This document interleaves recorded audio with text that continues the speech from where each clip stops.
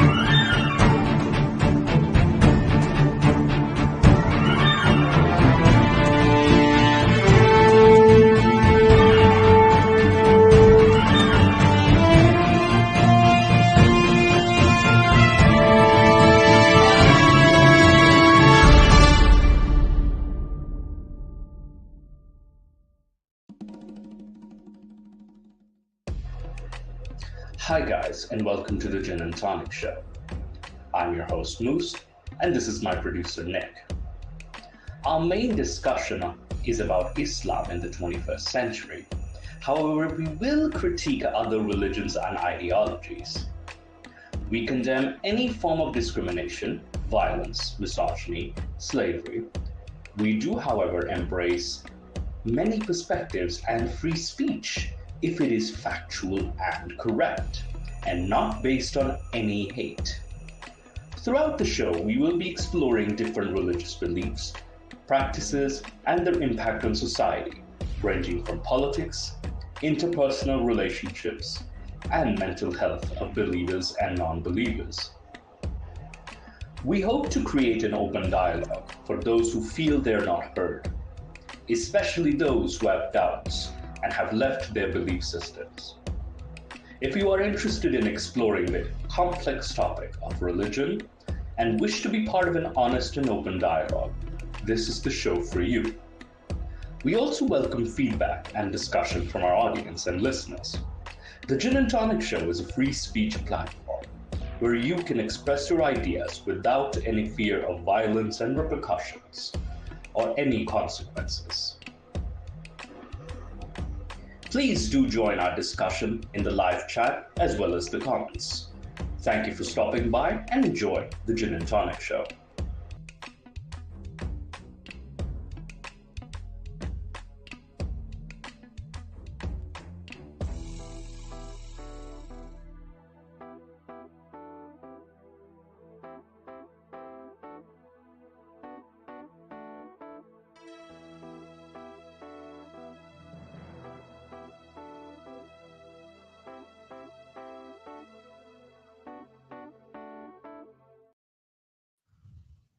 Good evening and welcome to the Gin and Tonic Show. I'm your host Moose. I'm Mustafa, but I prefer to be called Moose. Nikhil, you are hiding yourself again. That little over there, that's my co-host. And we have a very special guest today. Please welcome Dr. Madiha Syed, aka from Madiha Talks. Hi, Madiha. Hello. Hi, Nikhil. Hi, Moose. Thanks for having me on your show. No, thank you for coming to this small channel. We are, honored to have you. And Madiha has what shows have you been on? So, like you were telling me a list of shows that you were on, but I'd rather hear it from you. Well, I have my own channel. I started in 2022, March of 2022. The anniversary is very close. And I also talk about religion, especially Islam. I talk about social issues, women's rights, science, evolution, like whole broad spectrum of topics. I have been to Hari Sultan's show, Nuria Khan, Zafar Heretic, recently Yasmin Muhammad, and I may be forgetting a bunch of other shows, but yeah, so doing some activism online as well, on Twitter, Facebook, wherever I can. Yeah, no, thank you so much. And by the way, apologies to the viewer, whoever views this. We started a little early because Madiha had some, like commitments, so we're gonna try to get in as much as possible for today. So Madiha, like, tell us a little bit about yourself, your background. Like, tell us who you are, Miss Madiha. So I'm originally from Pakistan. I was, born and raised there, just like you, Moose. And moved to United States. I'm a physician. I'm practicing here in US. And, so that's about me in And short. yeah, that's except I'm not a physician. I'm not a physician like yourself. So, um, in regards to like you as an ex-Muslim, like how long do you feel have you been an ex-Muslim or identified yourself as an ex-Muslim? So I left Islam like right before Ramadan of 2018. Really? So I'm like, yeah, and I haven't like read namaz or like prayer or Quran since then. So I think I've been an ex-Muslim since 2018. But I was skeptical. I started questioning in 2015 and Mm. eventually left in 2018. Yeah. Yeah. And what was the first thing that made you doubt? Like, what was the first spark, if you can describe it? Well, I always had a lot of questions about the misogyny in Islam, like women's rights, how women are treated, like girls get less share in property, men can have four wives.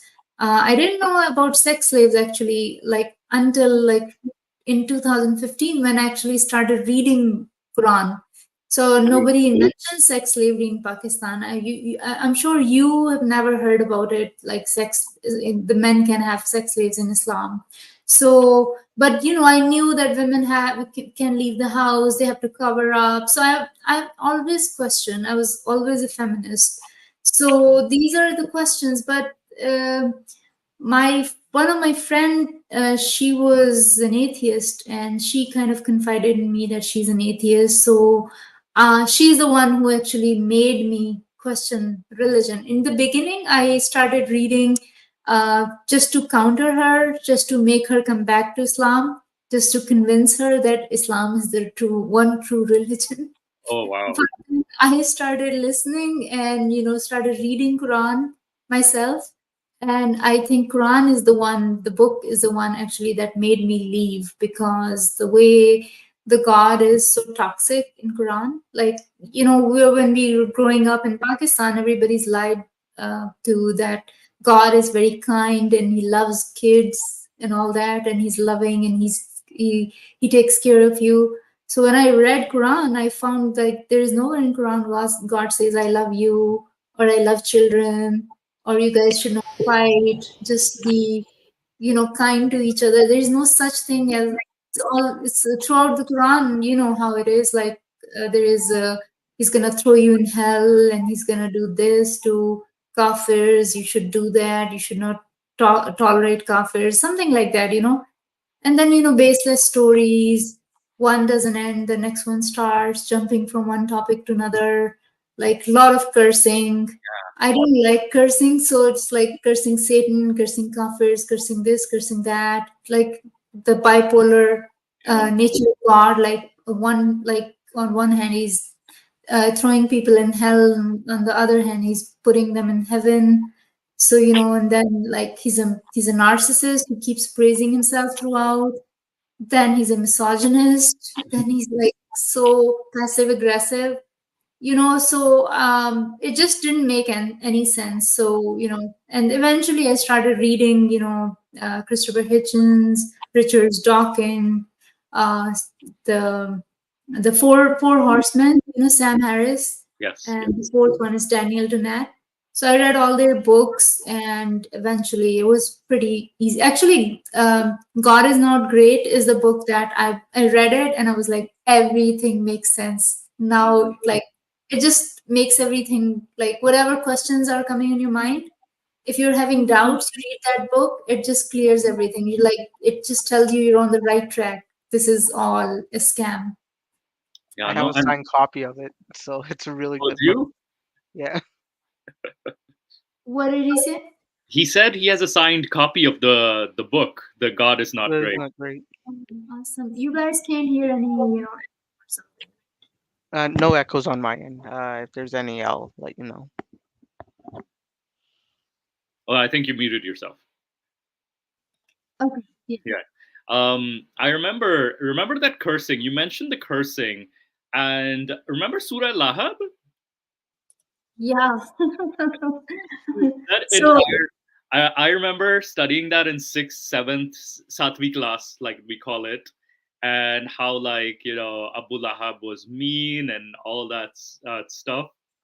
But when you, I found this hadith, it's like, wait, Abu Lahab was just calling him out saying, why the hell did you waste my time? You just brought me here. Like, there's a hadith where, and then that's where Muhammad got like so like offended that he made that surah, literally. yeah, it doesn't make any sense. Like God, who made billions and billions of galaxies, like takes his sweet time to curse a guy and his wife. And why is he cursing? Why can't he just like take his revenge, whatever he wants to do with them? Like, why he put so much importance to a couple that none of us have met? Why are we cursing them? We've not met. We don't even know who they are. So Yeah. it just doesn't make any sense. The religion makes you look like such a hater. Like it's your nature. Like in my nature, I like to forgive people and just move on. So it just didn't add up. Like, why am I supposed to hate people? Why can't we just forgive them and just move on? So, and just because we don't believe in God, like, why it is so important to him? So I just feel like, if you're, even if there is a God, like God who created this universe, this is an insult that we attribute this kind of book to a god who created those universe is so, like, magnificent. Like, there's so many galaxies, stars, everything is so complicated. The laws of physics are so sophisticated. And if there is a force who made this universe so sophisticated and, complex, attributing a book like this to, it's like an insult. So that's what I, that's how I put it. Yeah. And you definitely have the right to, like, this is why we promote this channel. Someone has the right to say something like this, and we want to create like dialogue. Like, someone like you and me, like, we don't agree with what this book says, and we should be free to be able to call this book out for what it is. Like, call a spade for what a spade is. And I think you like Madiha, by the way, she posts a lot of content in the Urdu language, which is rarely like done in like discussion, because of the fact that most of like people who speak in Urdu, like Pakistan, tends to censor a lot of individuals like Haris Sultan and like Dr. Madiha. Like, she, you can tell us, like, it's like like you're I admire that you're trying to reach out to an audience that needs to hear it. So, like, how has that experience been for you?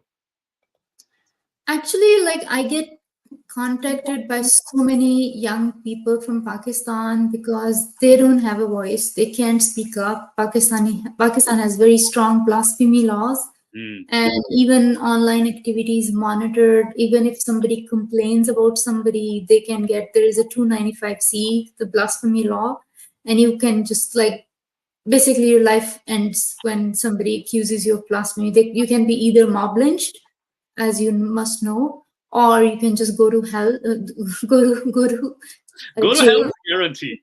Actually, go to hell for sure, but you will go to jail first, and somebody might kill you in the jail. No lawyer will take up your case. Even if you are lucky enough to get a lawyer, the lawyer can be killed. There is a young Pakistani, professor, actually went on Fulbright scholarship in America. He did his PhD in English or something and went back to teach in Bahawalpur, Zakaria University in, I think, Bahawalpur. and he was becoming very popular because of his liberal secular views. Children get fascinated by somebody whoever is saying something different than the normal, and somebody who's entertains all sorts of thought process. Because in Pakistan everybody will say Islam, Islam, Islam. So if somebody's saying something different, they're gonna get a lot of clout.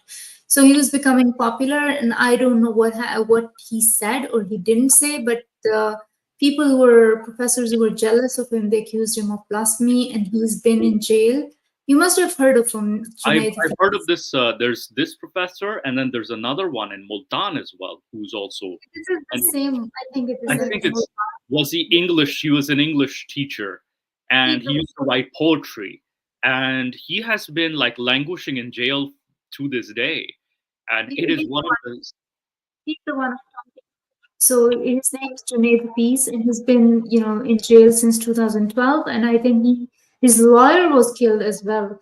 So, and there was a guy, there was a Pakistan's CM, Shahbaz. I don't know. No, it was Salman Taseer. He was murdered because he stood up for Christian women who was accused of blasphemy. Yes.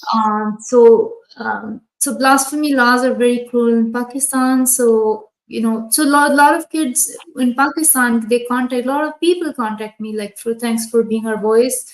I used to write in English, but I think majority of people in Pakistan, they don't understand English that well, or they just bypass if something's written in English. People don't like to read as much in Pakistan as well. So then I started posting in Urdu just to gain their attention, because I think we've been lied, all of us, and it's like very traumatic how we wasted such a big portion of our life following a lie. So I think it's their right to know what the truth of the religion is. No, absolutely, and I admired that this step is being taken. I remember there's a story I wanted to tell you, Dr. Madiha, that I was watching. I've in the Urdu language especially, it's become so Islamized, the Urdu language itself, and I wanted to watch a documentary about Greek mythology. I love Greek mythology.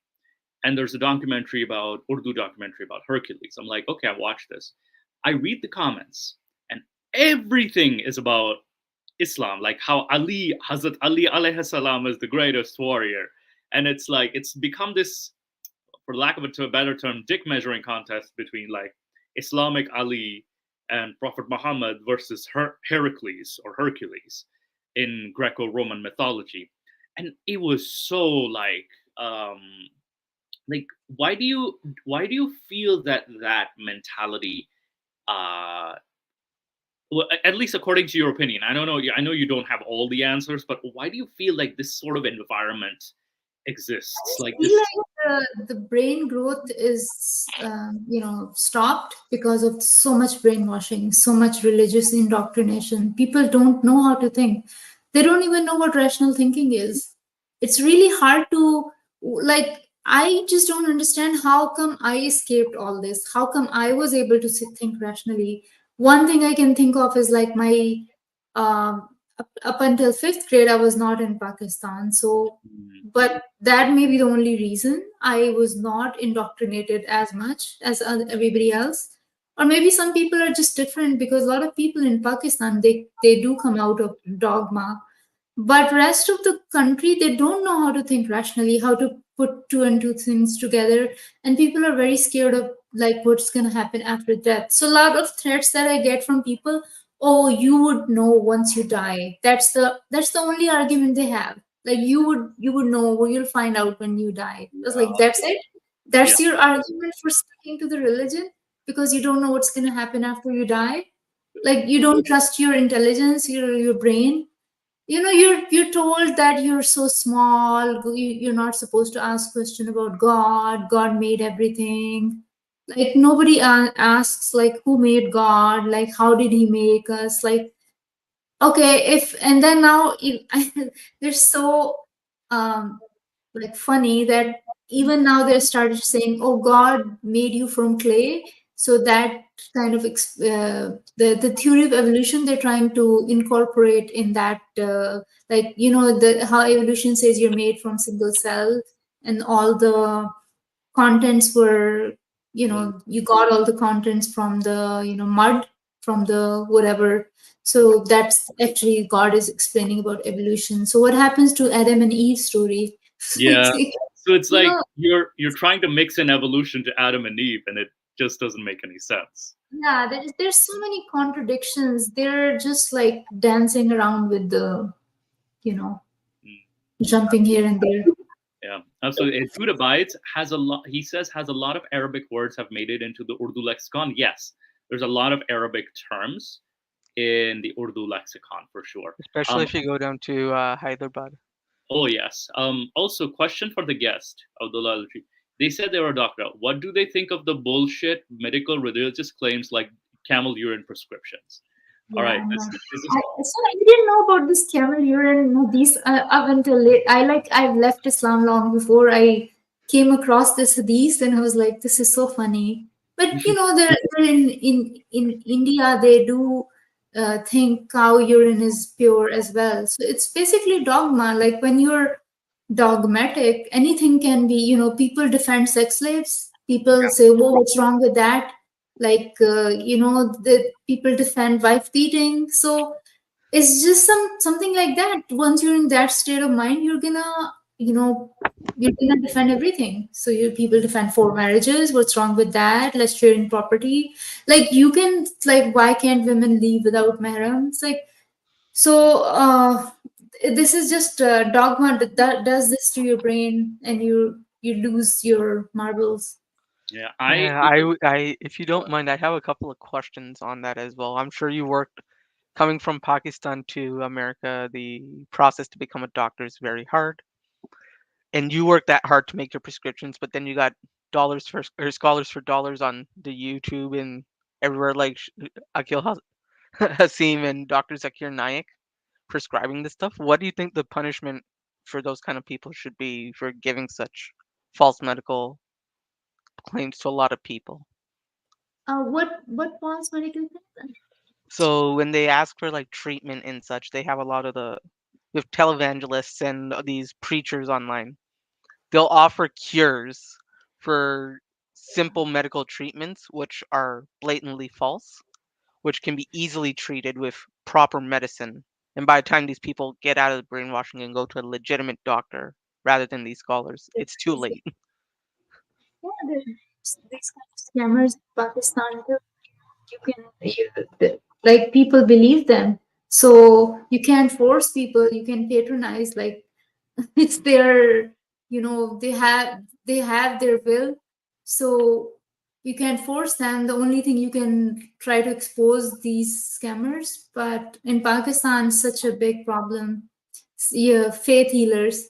There was actually one faith healer who actually was visiting London, and all he does is in the microphone he whispers, like he makes this sound like shh, shh, shh, and it echoes, and it is supposed to produce a wave, and the whole crowd starts chanting. They're like under some influence or something. It's just so funny and ridiculous. I'll send you the video, but it Please just do. blows your mind that in this century, living in the Western country, these people are so brainwashed. It's just unbelievable. Yeah, I think there's another. There's so many like like Jin specialists too. Apparently, like, do you have any stories of these exorcists or Yeah, like I've heard so many of these. yeah. In Pakistan, it's so common, but it's more in the villages where women are. I think they're trapped in their houses, and most of these are like victims of domestic violence, or they're so tired of their mother-in-laws and family affairs, so they try to pretend that they're possessed by jinns just to grab attention, Hmm. or just to get away from the household chores. And this is the mindset. So, and or some of them have seizures, like Yes. epilepsy. So they're not diagnosed, and people don't know what it is, so they think she's possessed or he's possessed.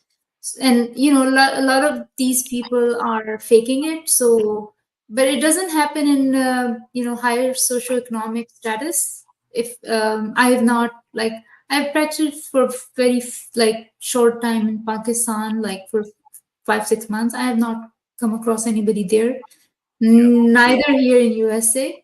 So even if it happens, maybe it happens in Bible Belt where people are more conservative. Usually it happens in people who believe in religion. You will not see any atheist possessed by a jinn. So, No, so- this story, Madiha, funny thing is, I have observed it like I've heard these kind of stories even in like middle class and sort of like, cities like Lahore and Karachi as well too. Like there's some weird, magic beliefs. yeah. So that, yeah, like people believe, oh, this house is possessed by jinn. Yes. Like, you won't see people acting like they're possessed by jinn, because there is a little bit of more like sophistication. But in middle class, they would say, "Oh, that house is possessed, but we heard something. I think there are jinns live here, or somebody's seen a jinn." Like these kind of things. That's very common in Pakistan. Like everybody knows somebody who has seen a jinn. Mm. Everybody believes in jinn. Yeah. Yeah, there's apparently what do you call it? The issue. There's even Facebook groups about the Jinn group, and there's like, have you seen those Facebook groups? No. Oh no, I'll send you some of those. There's some Facebook groups about that. By the way, there's Abdullah Ali Rashid asks, would the issues caused by conservative religious people be socioeconomic rather than religion itself? I only hear this misogyny and misdiagnosis of mental health in ultra poor households. What is your opinion on that? I think, I think they're kind of intertwined, because the more somebody is, the only respite for them is like once they die, they're gonna be in heaven, and their God is gonna give them whatever they didn't have in the. So it's a very nice kind of escape from reality. The religion provides you. That's why a lot of people still hold on to it. So I think kind of intertwined that. Poor socioeconomic status and religiosity, Yeah. and these kind of. And is Madiha, Mr. Dudabides asks, is Madiha a general practitioner? And what's the culture like for women doctors examining a man in Pakistan? I'm infectious disease in Pakistan. I think women they do examine men. Like I was in a city, so I can say, like, I don't think there's an issue. Like because medicine is very well respected in Pakistan. There are only, I think, teacher and medical doctors are the only two professions which are considered very suitable for girls. So nobody minds if somebody's there. They're very well respected, and like. But other than that, and there's a need too. I think even recently there was a campaign that we need women doctors because we need gynecologists, we need for pregnancies and other women's or female body related issues. So, but yeah, I think there's another thing you were covering on your part. There was this particular individual you were telling me about promoting Sharia law in Pakistan. Who was that again? Qasser Ahmed Raja. Qasser Ahmed Raja. Like, what is his deal? I have no idea. He recently moved from like UK or something, and he wants Sharia in Pakistan. He's like very big advocate for it, and he's kind of like a Taliban supporter. And if you ask him what kind of Sharia he wants, would women have liberty to move? He said no. Women are the queens of the house, so they should stay inside, indoors. They don't have to. Men is their, what do you call the kafil? Yes, the protector kafil. Yes. Sharia, women won't even have need to leave the house. So he's like basically patronizing women. like a big mansplaining on behalf. And then he's like, women want Sharia. But if you ask him would women would be able to wear whatever they want, he just doesn't answer it right away. He makes up like excuses. But I'm sure he wants the kind of Sharia that Taliban have. So he's a dangerous man, I think. But I think like people in Pakistan, majority, if you ask them, they want Sharia, but they exactly don't know what they're asking for.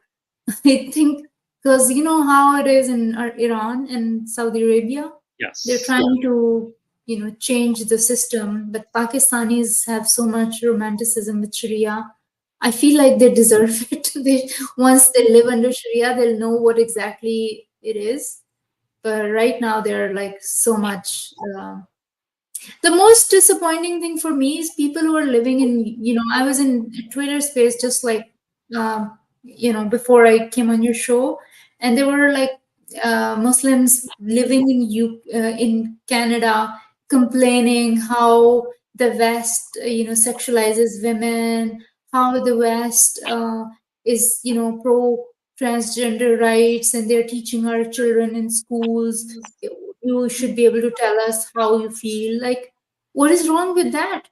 Like, they're trying to make transgenders acceptable to the society. So what's wrong with that if they're teaching children to accept them, or to should be able to say whatever however they feel? Or if somebody is like homosexual, a lot of kids don't come out of closet because they'll be judged. So what's wrong with that if they're teaching in schools? You should be able to express how you feel. She was complaining about it.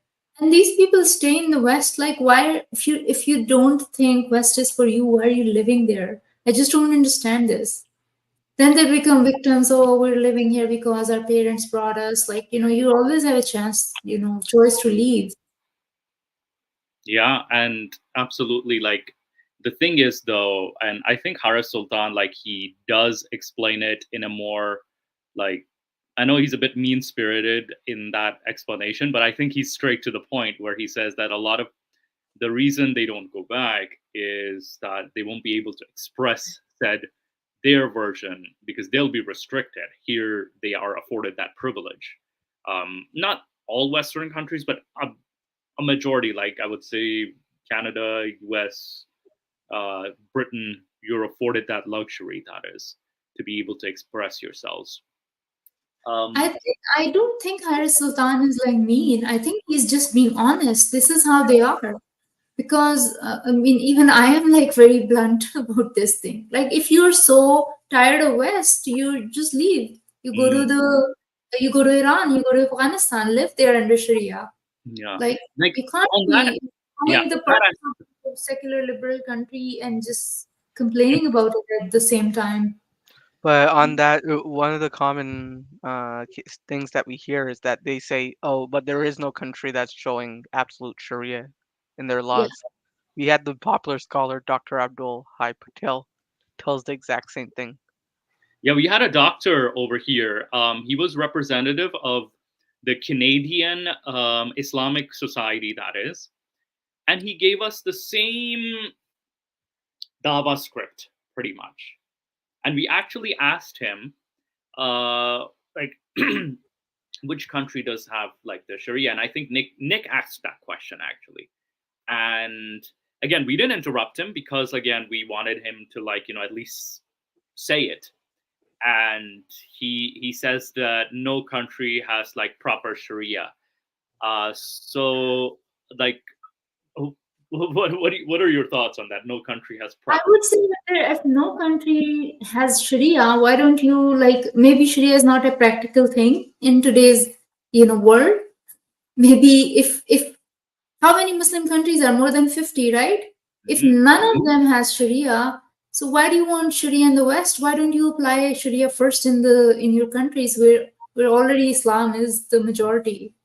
So I don't understand their dream to conquer West and apply Sharia laws there. It just sounds comical and dangerous. I'm scared if it happens. Also, like, this is a funny question, but I like this question. How would non-Muslim Pakistanis greet each other? Salam ji? Non-Muslim Pakistan, I think they do say salam, Yeah. assalamu alaikum, which is becomes a cultural thing. Like Yeah. even now, even I'm an ex-Muslim and I'm an atheist. I still say Assalamu alaikum. Like I'm a cultural Muslim, so we can't get out of the culture, right? It's Yeah. just kind of Yeah. So I still say Khuda Hafiz from time to time. because if somebody says Khuda Hafiz, I just feel it's not a good manner. I don't say anything. I try to say bye, hello, but people are, so I, don't want to rub it all the time to their face that I'm an atheist. So if they say Khuda Hafiz, I'd say it's a benign thing. Nothing, it's not gonna harm me or them. So it's fine. It's time that we start cashing our paychecks and say shalom. Oh my God, the paychecks to Israel.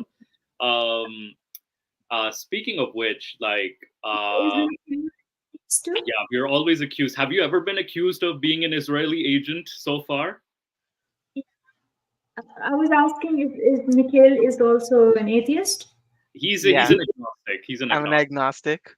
Yeah, but I'm- he's an ex-Hindu. I'm an ex-Muslim. So that's our combo right now. yeah, I'm supposed to be your enemy from India. Yeah. Sorry, your voice is cutting out. So Muhammad's channel, and I was giving an interview, and I kind of mentioned that all religions are misogynist, and I said, there is misogyny everywhere, even in Hinduism. Ram did Sita. He had to take her like some test to pass because if she was pure or not. And you won't believe after that how much backlash I got. Yeah. From Sanatan Dharma, and they made a video about me in response to. I was like, oh my god, what did I do? So Really? that's the story. Yeah. And I'm not surprised. I think there was an artwork about Kali apparently that was made by what's his name, Armin Navabi, and I think there was a backlash all over India against him. Do you remember that story? No, Yeah, I missed. Somebody mentioned it to me that they did that to Armin Nawabi as well. And I was like, well, why are you not able to accept the fact? Like this is a story. They're saying it's out of context. Give us the reference.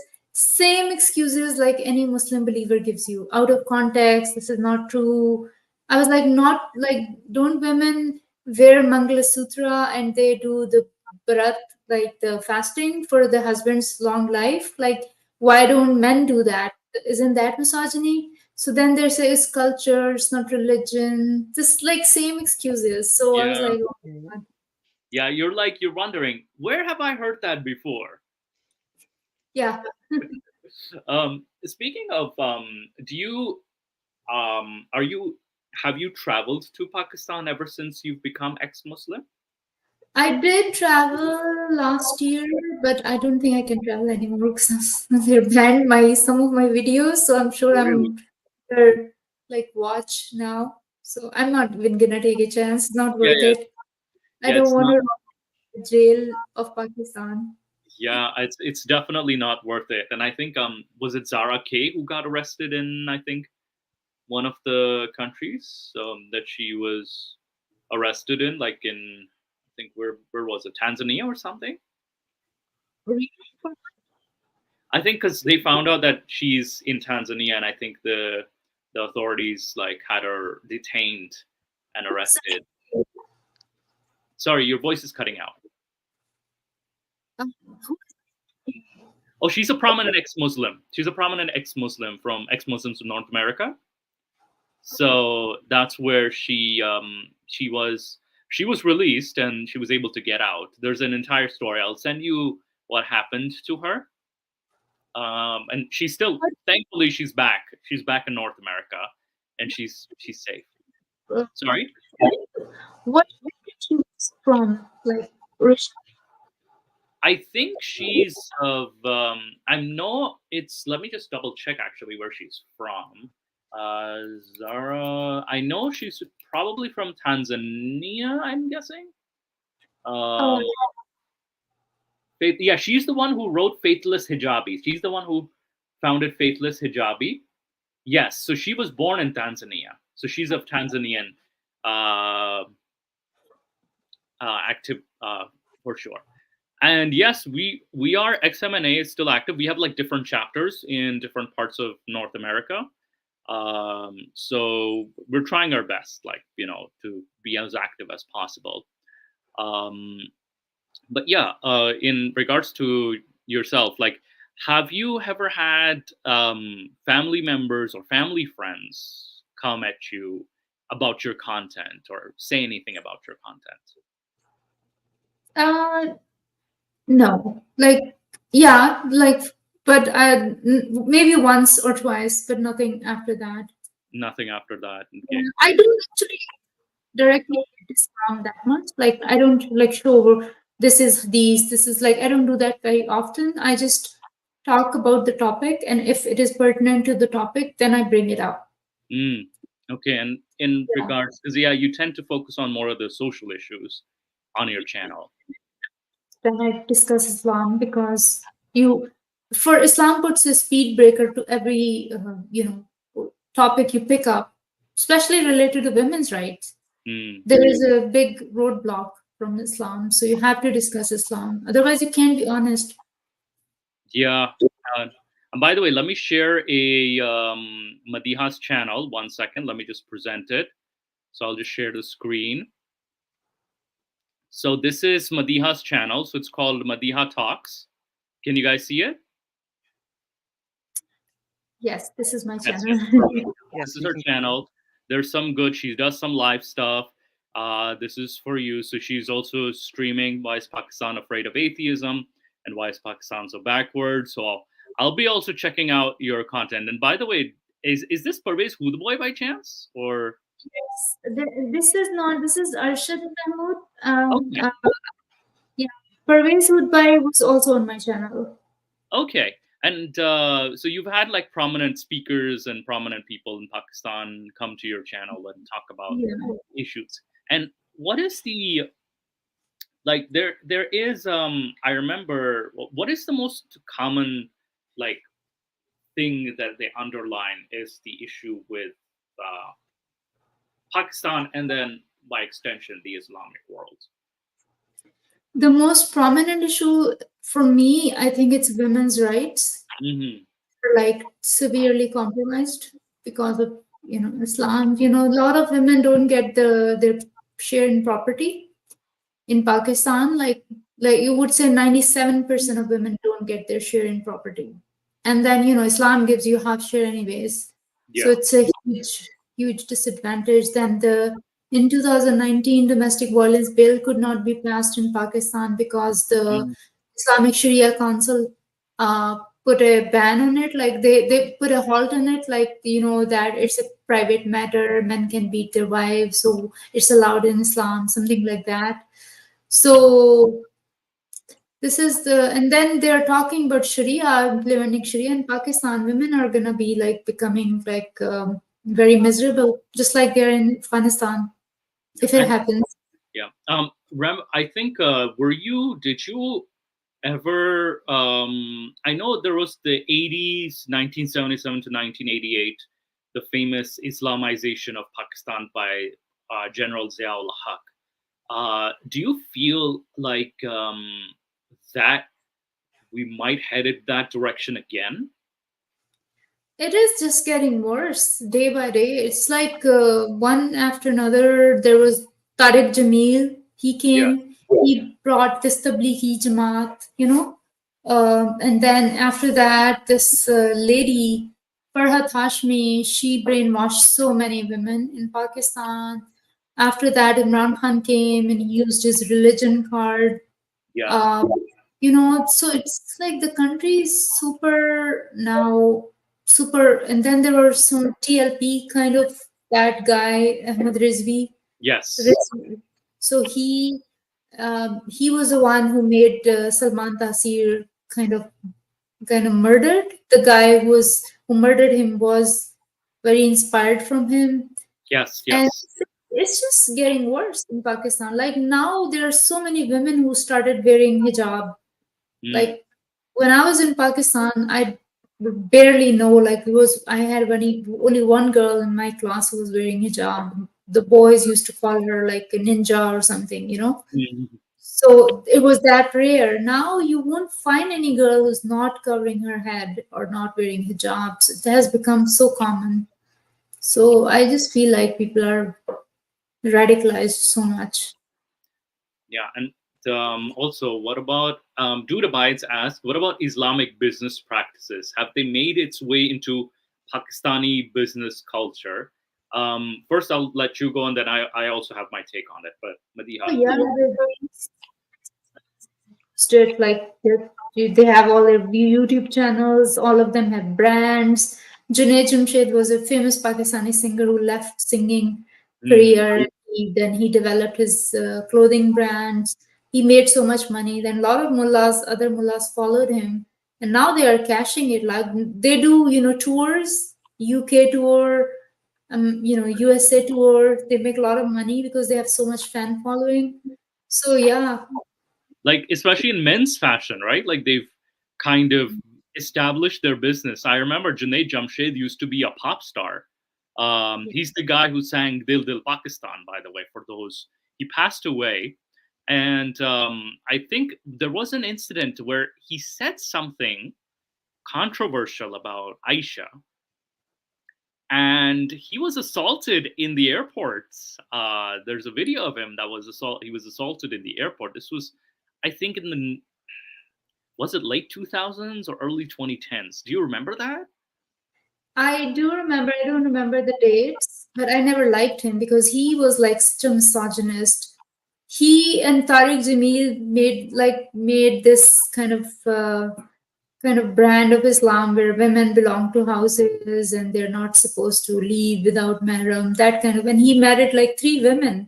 So these people normalized multiple marriage. That was not the culture in Pakistan before. But after these mullahs came in 2000s, they now, and the Pakistani dramas are showing multiple marriages so much. So they're trying to normalize this culture. So this is another dirty aspect or of the Islamization in Pakistan. Do you feel the multiple marriages would have a negative influence on society overall in the long run? This is just basically oppression of women, another Mhm. sort of oppression. Like these women are powerless. Who would want to be, deal with another, you know, competition? Basically, two women are competing against each other. Who would want to be in that situation?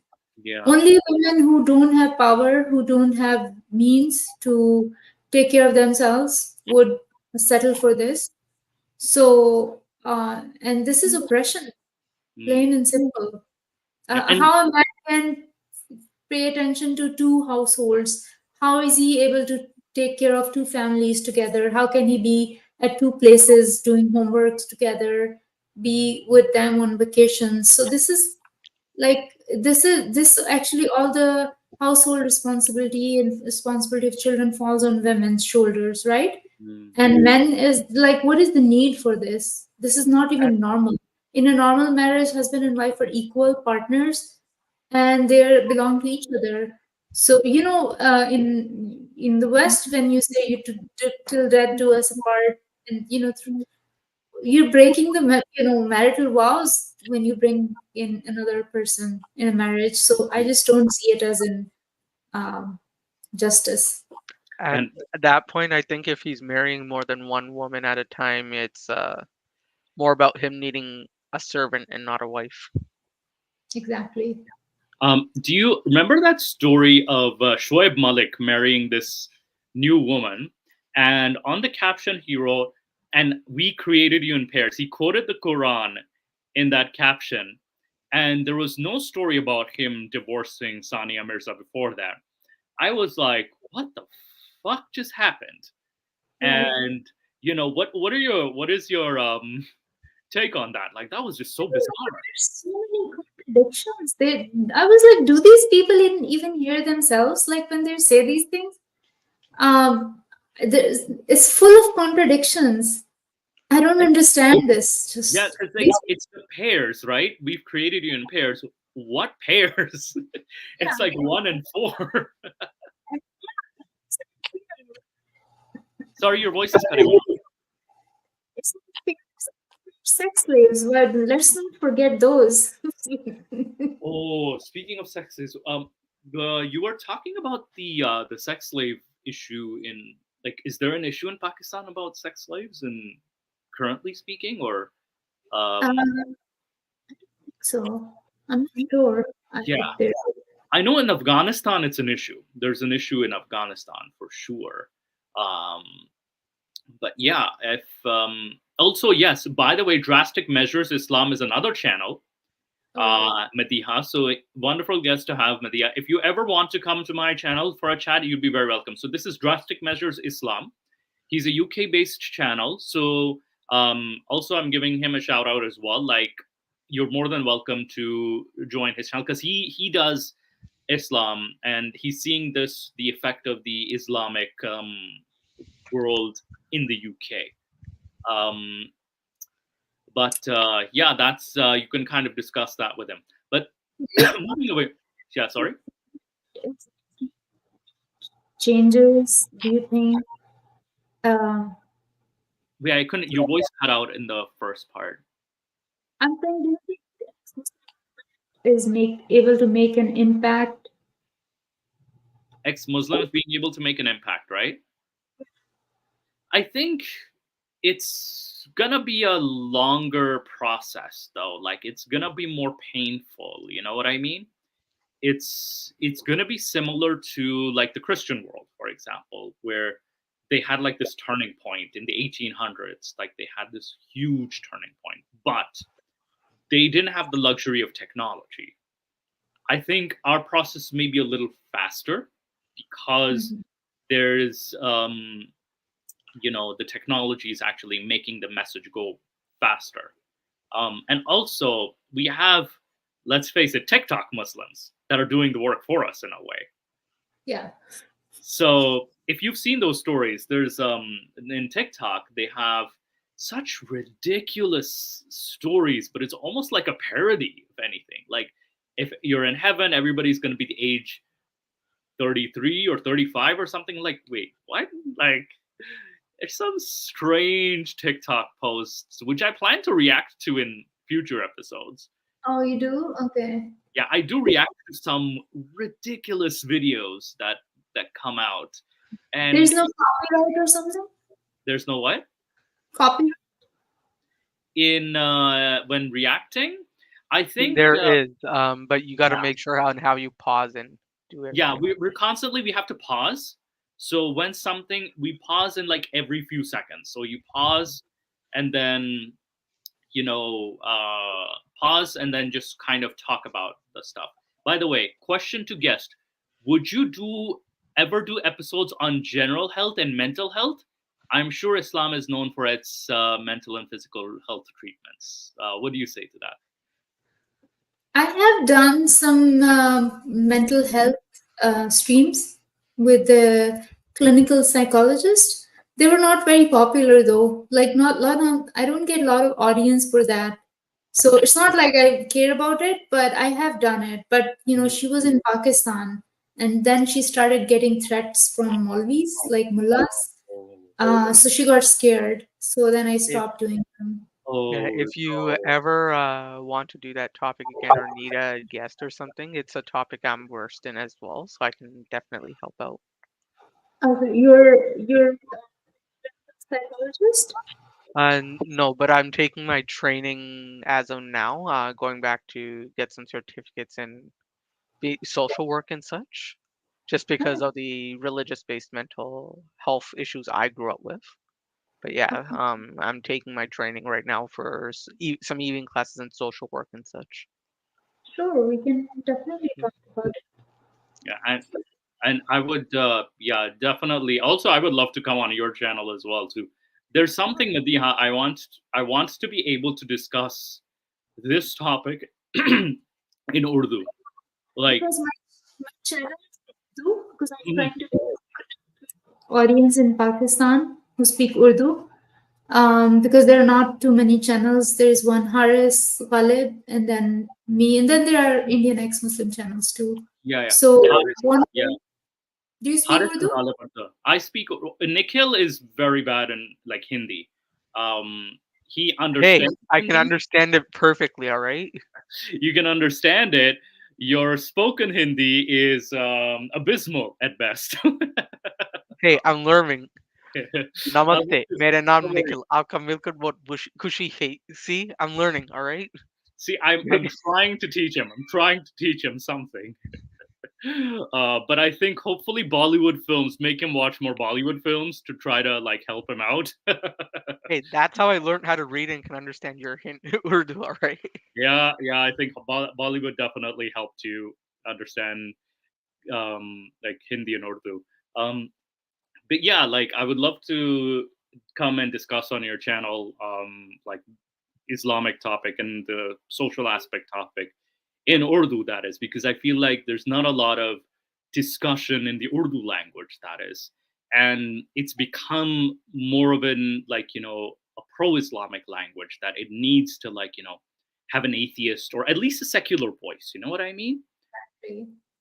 And like I'm glad Bahar Sultan is doing Pakistani Mulhid, like his separate channel, and also like Ghalib is doing a channel, and then also there's Urdu Freethinker as well too. Like he does there's a channel called Urdu Freethinker. I don't know if he's still around, but he's posted some stuff in Urdu as well. I'll send you his, like, I hope he's active. I hope he's doing okay. So there's also that stuff. I think do you like speaking of what do you call it? I'm lost. Nikhil, did you have any questions for our guest? I know I've been speaking a lot. Like, did you have any questions from Dr. Madiha? Yes, speaking is your forte.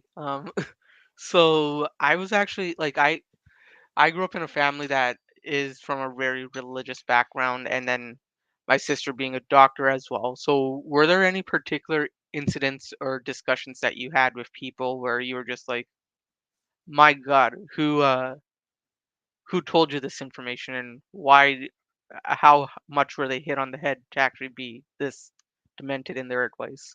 Were there any particular cases that appalled you like that? I don't actually have discussions about religion in my family because it's gonna cause like friction. So best way is like I just have my channel to vent out, and after that I don't discuss this topic because unless someone have questions, then but I'm thankfully people around me are like-minded people. So I don't like with my family. I don't even bring up religion. So Yeah, And Drastic has a question. oh yeah, Drastic has a question for Madiha. Have you had a lot of misogynistic abuse from Muslims since you started openly speaking out as an ex-Muslim? yeah, I do like meet people around friends. They stop liking my posts on Facebook. They don't like my pictures. Some of the people stopped inviting me. Some of the people have blocked me. A couple of people tried to have me go and talk to some alima. Yeah. She called me to she invited me to her house, and I said, why don't you come to my channel, because I have questions and I'm sure a lot of other people have. And she refused because she doesn't show her face because she's such a good Muslim. So I was like, no, I'm sorry, I'm not going to come to your house. I mean, so there are people like that and then there are people who kind of from the mosque try to put some pressure on me. So yeah, these kind of things, tactics. But they're not gonna work because I'm in the West. But imagine if I was in Pakistan, I would have been taken care of by now. Yeah. Yikes! It's like taken care of by now. It's like it's like But they love to like what, so I don't understand the hypocrisy. Why don't you let us be your religion for you, our religion for us? Why do you discuss the religion if you left it? I was like, because you guys don't let other people live who leave the religion. That is why we're discussing it. So this is the hypocrisy I can't stand. They play innocent. Like, why don't you, like, don't discuss Islam? If you left it, that's fine. Let us live our life. It's like, this is not what you guys believe in. We believe in that everybody has right to practice whatever they want. You don't believe in that. I would say the perfect response to those people is Israel's not paying me for nothing. I gotta help them out. Yeah, I've actually gotten the accusation that I'm speaking from a raw, like, Indian intelligence basement.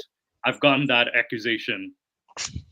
There's so much free time and money to throw away at people. It's like, why do they think they're so important that people will be paying other people to talk about them? Like, I don't understand the superiority complex.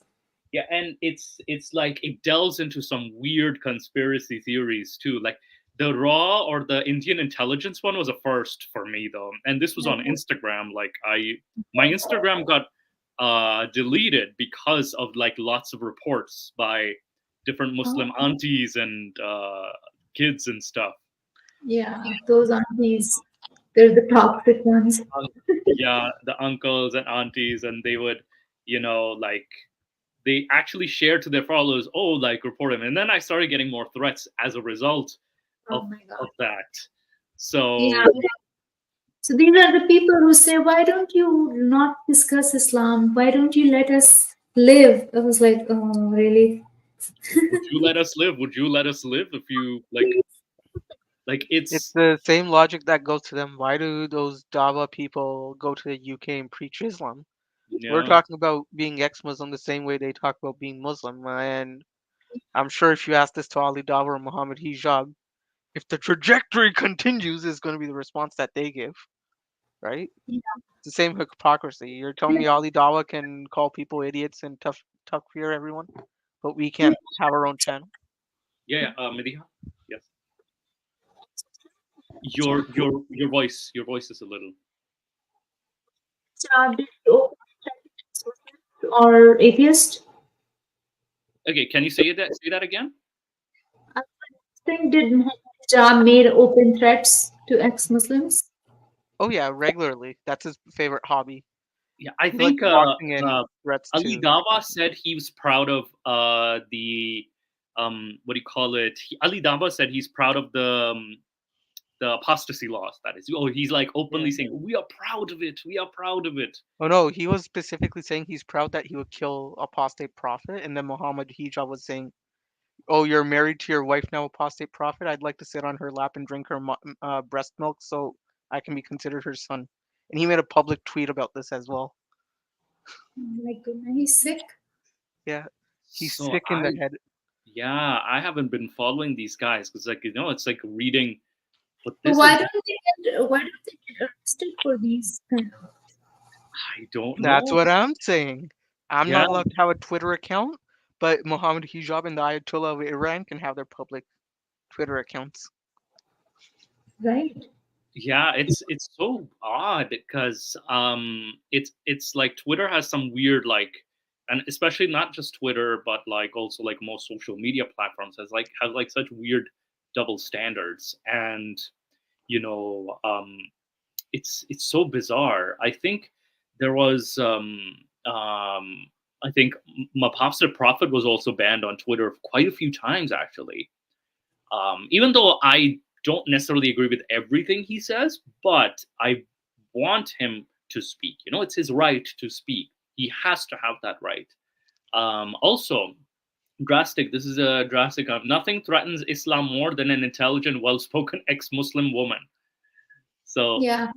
and I think Infidel Noodle she said something like that too, where she pointed out so many of these hadiths, and she said the biggest threat to Islam is woman.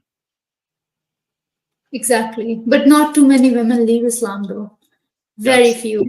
Yeah. And do you feel like is there a psychology behind like why there are more male ex-Muslims than females, or is it just like a social or is it like just more social threats? It's like, what do you think?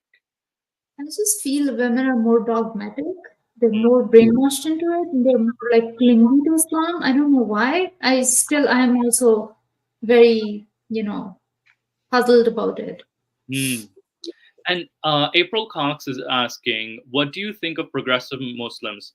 There are some who are LGBTQ as well, too.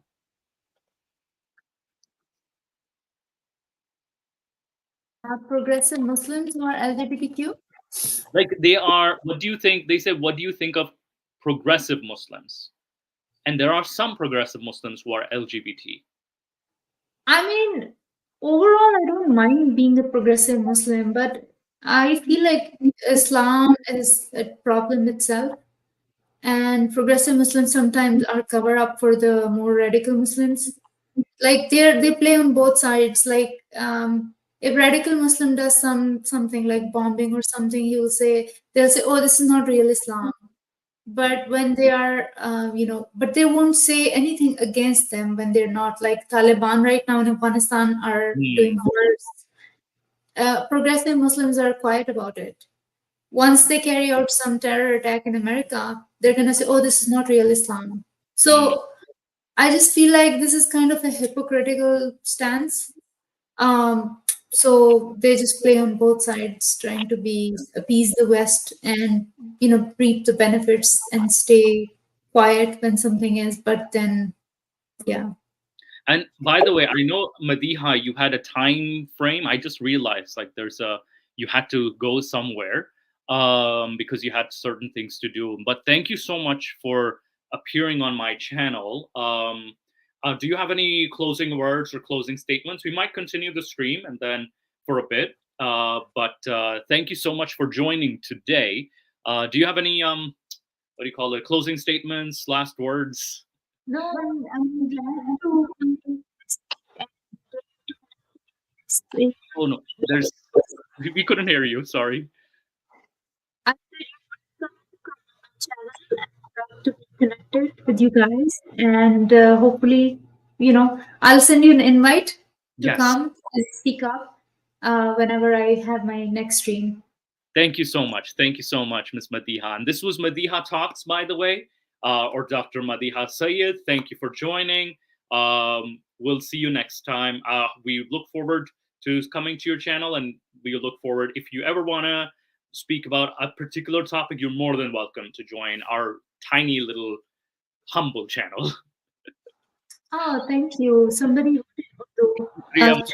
thank you. Thank you. Thank you for listening. Thank you to Abis and Daisy Designing and the Drastic Measures. Thank you, everybody. Bye. Bye. Bye.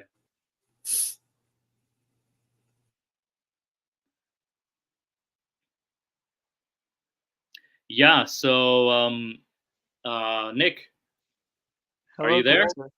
Yeah, Yes. so this was definitely like we had a great guest.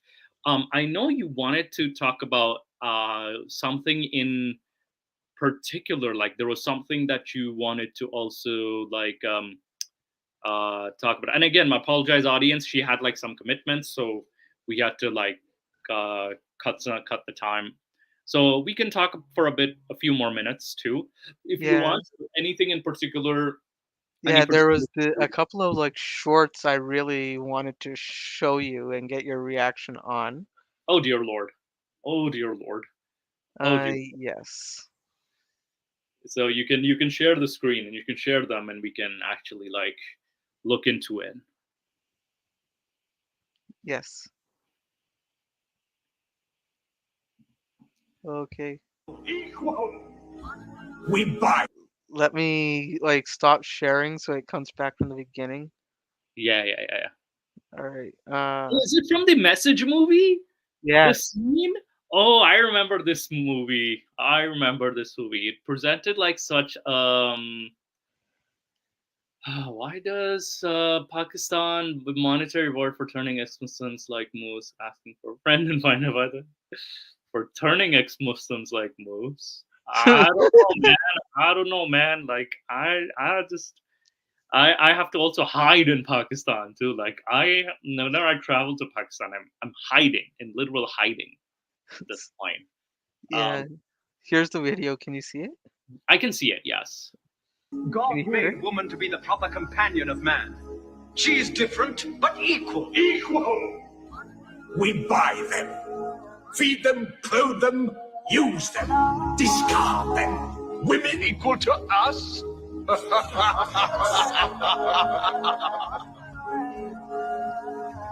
God created man from one male and one female. You must respect in all women the womb that bore you. I wish Okay. the prof. Yeah.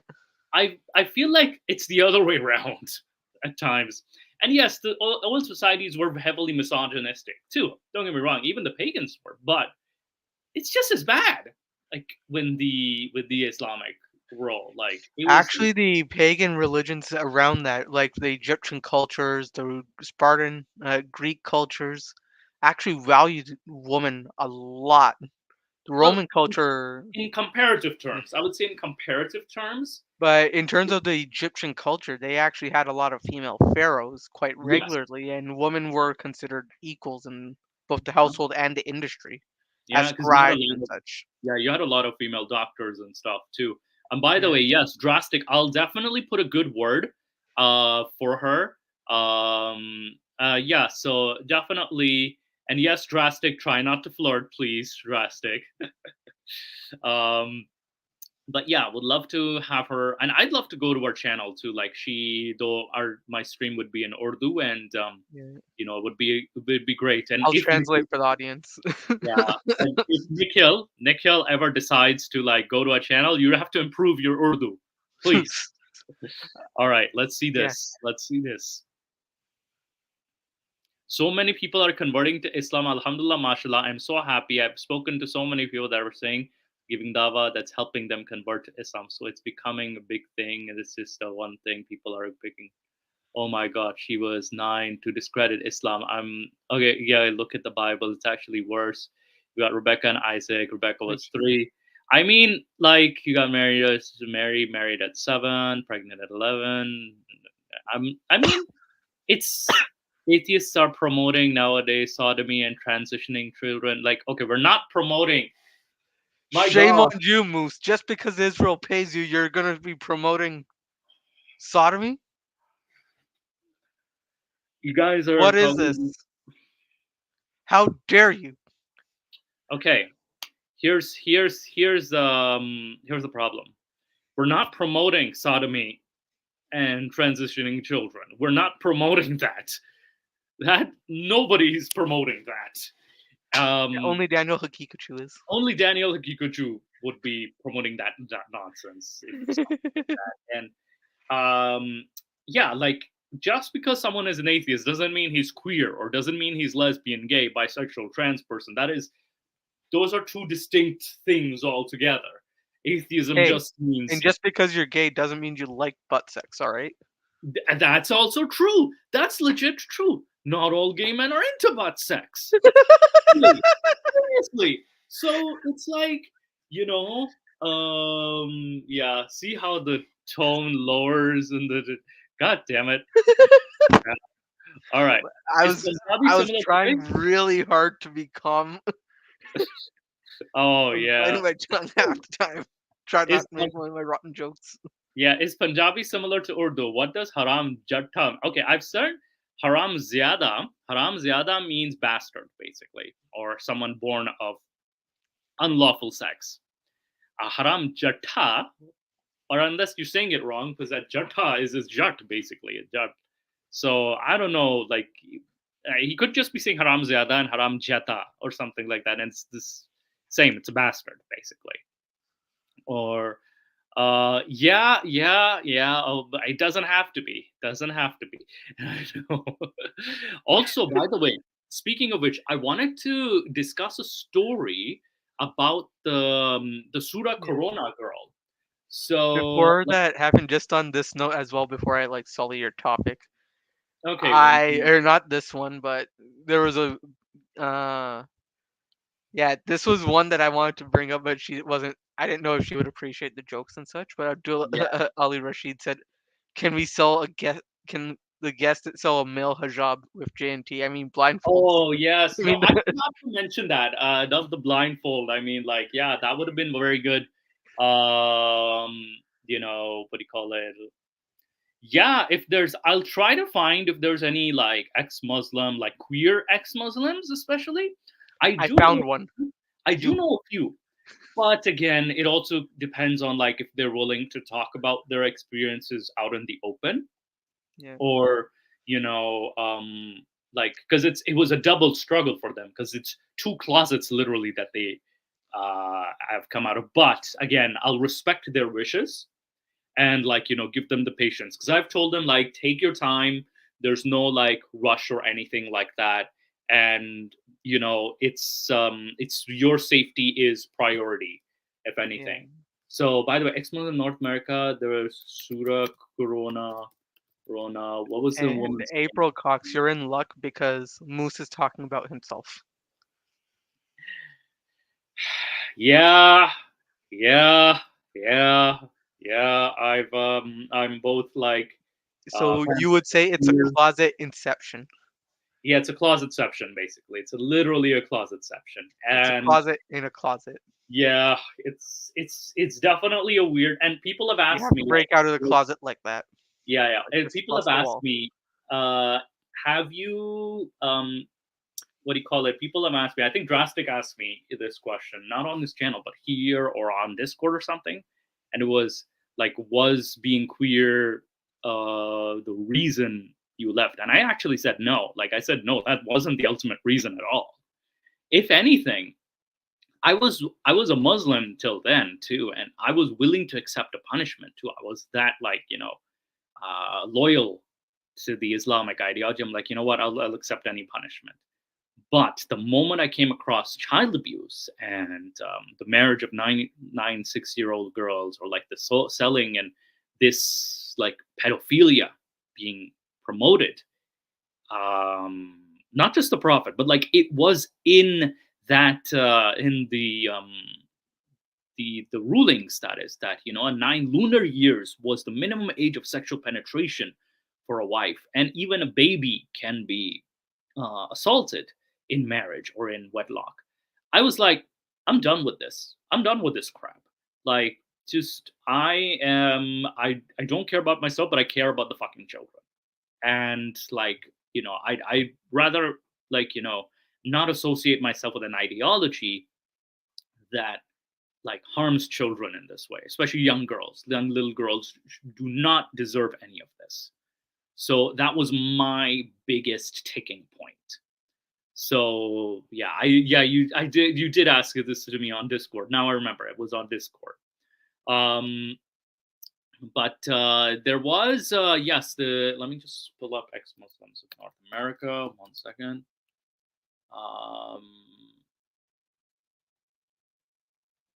One second. I'm just like, let me just share the screen. Actually, I'm just gonna present. Yeah, like that is indefensible, but like, to me, Aisha was just scratching the surface. Aisha's only scratching the surface. There's a deeper problem too, and you know, you kind of get like more and more. The deeper you get, the more you know, worse it gets. And by the way, this wasn't in. I used to think like blasphemy killings only happened in Pakistan, but apparently this happens in countries like Jordan as well. There was a writer, Nahid Hattar. He was shot outside the courthouse for blasphemy. So he depicted a cartoon with God as an ISIS supporter. And it was in 2016. He was standing trials on charges of insulting Islam and inciting religious violence. These charges stemmed from a cartoon that he had published illustrating Islamic State fighter in heaven and in the company of 2 women, commanding God as his personal waiter, which is fun. I'm not going to lie. Nahid stated that he had no intention of insult the religion itself, and that the cartoon was meant to criticize ISIS's conception of heaven. This, of course, did not spare him of his charges. So, like, there's a gunman when he was released on bail. So he was supposed to stand a trial. Then, like, it gets like the guy clad. He shot him 3 times in the head. 2 of his brothers who had accomplice him pursued the killer and handling him over to the police. However, a cousin of Nahid made it clear that Nahid's family blamed the Jordanian prime minister for the murder. The prime minister, he said, had stirred up the public anger against Nahid by ordering his arrest. Nahid had indeed faced death threats on social media prior to his murder. The Jordanian government, of course, they're going to say we strongly condemn, but they also communicated a clear message alongside the condemnation. Whoever would use this incident as an excuse to broadcast speeches of hatred to our community would not be tolerated. And again, this means that, don't, like, if you talk about Islam, like, it's not going to be tolerated, all that jazz, basically. By the way, this was a case in Tunisia. Let me just see. It was about the writer who wrote the, was it this? Where is Tunisia anyway? I think is this Tunisia. My geography is very bad, very, very bad. Is it? Yes, this is Tunisia. Okay, no, there was Munir. Okay, let me just see all of Tunisia. Sorry, guys. What is?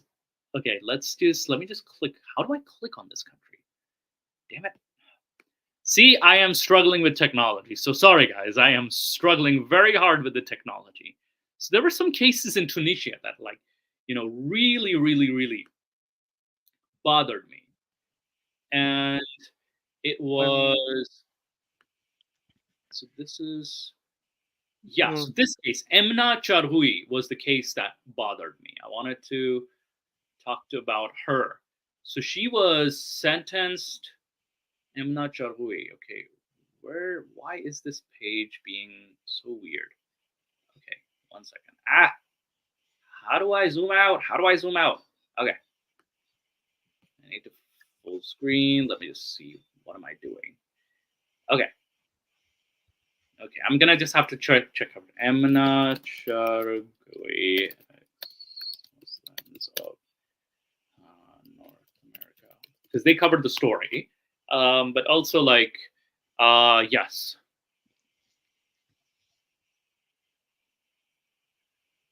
Finally. Yeah, sorry, you were saying something, Nick? No, I was just saying, when you're done with this, I sent you a picture on Instagram that I think we should also. Yeah, 1 second. So Emna Chargui, she was the one who wrote Surah Corona. So remember, there's the challenge, like, produce something like it in the Quran. That is, like, always, like, there's that challenge, like, if the Quran's not special, produce something like it. And she answered that challenge, and she still faced the consequences. So she was charged, sentenced to 6 months in prison. And this charge was inciting hatred between religions through hostile means or violence. I don't know where's the hostile means or violence, and offending authorized religions. I don't know where the hostility is even there. And it was a May 2020 social media post she shared warning the dangers of COVID. Not only that, she was met with backlash. She received threats of rape and murder. I'm sorry I had to say this word, but, like, it is what it is. Authorities showed little interest in investigating or prosecuting these, but they quickly seized the speech as illegally transferred. I think they messed up the date here. It's July 2020. She I thought it was a good way to make people aware about washing their hands. She's relocated to Germany because, in addition to harassment, also that her landlord has directed her entire family to leave their Tunis home. Emna appealed the verdict against her, but for her personal safety has fled Tunisia and relocated to Germany. So this was, like, it was so bad, like, this story. There's other websites that do cover the story as well too. And, like, it was sad, in my opinion, very, very sad state of affairs with Emna Chargui. And the fact that, even though, yes, Tunisia is supposed to be one of the most progressive of the Arab states, and one of the most secular, and still, you can face something like this legally speaking. So this was something. And by the way, Nikhil, you had something to share with me? I sent it to your Instagram. Sent it to my Instagram. Oh dear Lord. Oh dear Lord. He's gonna send it to my Instagram. It's about this guy named the Muslim Cowboy who publicly advocates for child Muslim. pedophile sex. What the fuck? Okay, 1 second. Let me just open my Instagram. Which Instagram did you send it to? Moose or the other? Yeah, Moose, your regular one. Okay, my. So Mustafa makes 5 different Instagram accounts so he can avoid being sent memes by me. But little does he know I send him memes to all his accounts, so he gets 5 times the trouble. Yeah. He sends me all the memes. He sends me books too. And for sending all those books, I have to now do his legal work for free because I'm like, yo, these books are expensive as fuck. You send it here to the Mustafa Ali. Yeah. Okay. I say you sent it to that one. I'm just gonna zoom. I'm just gonna share the screen. 1 second. I don't want to dox anybody, so I'm just gonna try to get inside. Okay, so this is called a Muslim Cowboy. And if you read the quote before, it's the Quran is a work of man, the Bible is a work of God. Read his comment, which says, she remembered her lover with the penis like a donkey and a flood of semen like a horse. Bible. Israel. 23:20. Yeah. Yep. I mean, like, that's where I heard about him too, D. Yeah, and it's like, can we talk about if you want to go down that route? If you want to go down that route, can we talk about Quran 65:4 and also the Hadith Sahih Muslim and Sahih Bukhari? What Momo did? Let's talk about that, shall we? And there was actually a stream I was watching on the Apostate Prophets live stream. Yeah, it was fucking hilarious. Where there's this one, the next Zakir Naik is like a YouTube channel or whatnot, and he goes on to this Muslim Cowboys live stream. He's like, oh, so you would do everything that Prophet Muhammad would do? And he gives like a heartfelt rant about, oh, there's certain things where the Prophet Muhammad can have 9 wives, I can only have 4, and that gives like a 10-minute explanation. And right after that explanation, this guy's like messages, okay, so you'd walk around like with a clothes full of semen. He's stuff to Allah. No, I'm not even going to show this response. You're banned. May Allah curse you. Oh my goodness. And I was high as a kite. I could not stop laughing for 45 minutes. Yeah, he's definitely like, is he new to the Dawa scene? This Muslim Cowboy? He's 2 years old in Dawa terms. Well, again, that's still new, relatively speaking. That's still new because, time stopped at 2020 and 2021. So there's that. And also because of the fact that 2 years is not long, though. Not very long. Like, it takes time for you to, like, establish yourself. And, yeah, I love the Boudreaux's comment. Yeehaw! Yeah. I'm just waiting. Like, there was him, and then there's some, like, weirdo, like, okay, I know I want to say this. What is up with these weirdo white dudes becoming Muslims and, going, like, just scattering over the Dawa scene? What is up with that? Like, can anyone tell me? Oh, it's hilarious to see how much they, like, this is how they look to me. Oh my God. Yasir Qadi. Oh That's my essentially God. how it looks like. Oh no. They want the attention. They don't have any friends in their regular life. Yeah. So they have to become best friends with all these other Muslim people who are basically like, white convert. Yeah. It fucking sucks. I know. They hate the white man, but when the white man converts to Islam, oh my God, yay, the white man. Yay, white man is the greatest thing since sliced bread, or the greatest thing in the creation of the universe, So, and especially if it's a white woman convert, oh my goodness, they get horny as heck for that, Like, they've never been to Starbucks. Surprisingly, they've never been to what? Starbucks. Oh, apparently there's still like that rumor of Starbucks. Remember, Starbucks funds Israel, right? So I'm going to Starbucks every day now. yeah, it's so stupid. Like even I have even like coworkers talking about that shit, like just Starbucks. Like, oh, I'm like, I don't care. I don't care about the boycott. Like, it's not going to be effective. And someone did mention that the boycott's not going to be effective in North America because if you're going to boycott something, if you really want to boycott to work, do it in the Arab world. It's not going to work here. So yeah, that's definitely what do you call it? The reality of the situation. But thank you guys for joining. I know we went in a little dip with as soon as our guests left, our real selves popped out. Sorry, Drastic. But yeah, take care, Drastic. Thank you for joining me, Nick, again. Huge shout out to our guest. Do follow her channel, Madiha Talks. And Moose, just before we go, one about the Muslim cowboy, we need to just address this one thing. I sent you another post he made on Instagram. Oh wait, Basically, oh yes. 1 second. So you one last thing, okay? yeah. Okay. So this is in Let's response start to it. David Wood and apostate prophet saying that he's supporting Prophet Muhammad's child marriage to Aisha. This is his quote for quote. Okay, the disbelievers think we should be ashamed of some things in Islam. There's not a single thing that our prophet did that I would myself wouldn't do. This is submission. This is the way. Huh? What? This is in response to us saying that you should be ashamed of Prophet for marrying a 9-year-old. And this is his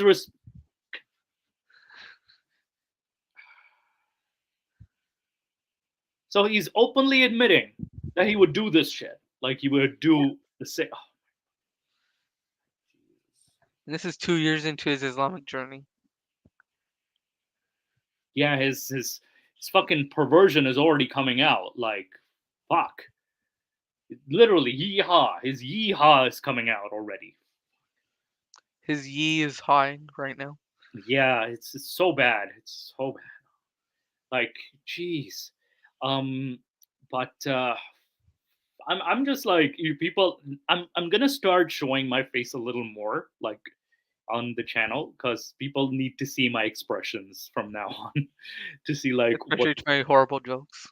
is to your horrible jokes to like some of the shit people say, and yeah, like I just need to you need to see my reaction, like my facial expressions. But anyway, thank you so much, everyone in the audience members for joining in and tuning in. If you missed our guests talk, like you can rewind and rewatch like that part. I think it's until like 1 hour, 1 hour 13, 1 hour 5 or something, and it's like less perverted because Nikhil is not cracking like any bad jokes, and we're respecting our guest. So but big shout out to Madiha Talks. Also, big shout out to Drastic Measures. Please check out his channel. And also, I think Ginny, who wasn't able to make it today, he has great stuff too on his humanities channel. So check his work out too. And I'll see you all next time. I'll announce. I won't be doing too many regular streams because, again, my weekends have gotten a bit busier. So, but I'll try to do as much as I can, to like keep making content. That is. But thank you all for joining in, and also I have Nikhil as backup. So, yeah, thank you, and have a nice day. Take care.